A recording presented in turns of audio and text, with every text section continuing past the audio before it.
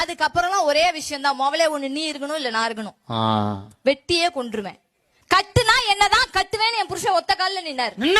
சத்தியமாங்க, just 6 months தான் ஆகுது கல்யாணம் ஆகி.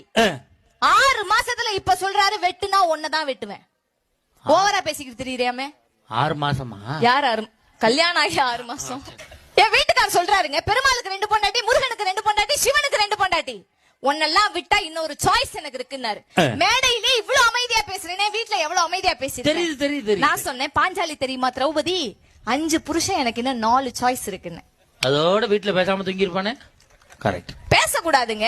எனக்கெல்லாம் என் மாமியார் மாமனார் விட என் புருஷனுடைய மாமியார் மாமனார் தான் அவ்வளவு பிடிக்குங்க. குழப்பத்தை உண்டு விட்டேன். மெட்ராஸ் வேலையை நீ காட்டுற. என்ன குழப்பம்? என்ன சொன்ன திருப்பி சொல்லு. எனக்கெல்லாம் என் மாமியார் மாமனாரை விட என் புருஷனுடைய மாமியார் மாமனார்னா ரொம்ப பிடிக்கும். அப்போ உங்க அப்பா அத்தா குழப்பிட்டாங்க பாத்தீங்களா? எவ்வளவு டெக்னிக்கா பேசுறதுக்கு பாருங்க. என் புருஷனோட மாமா மாமியா உங்க அப்பா அத்தா. எஸ். நான் வீட்டுக்குள்ள போகும்போதே மாமியார் வீட்டுக்குள்ள ஒரு கொள்கையோட போனேன். அந்த வீட்டுல இழுத்தரைக்கு அம்மி இருக்க கூடாது, மாப்பிள்ளைக்கு மம்மி இருக்கவே கூடாதுன்னு நினைச்சேன். 6 மாசத்துல அம்மியை மட்டும் தான் கட் பண்ணிருக்கேன். மம்மி என்ன எதுவும் பண்ணல. ஏன் பாவங்க, 85 வயசானாலும் 38,000 ரூபாய் பென்ஷன் வருதுங்க அந்த அம்மாவுக்கு. அதனால வச்சிருக்கேன்னு நினைக்கிறீங்களா? அதனாலதான் வச்சிருக்கேன்.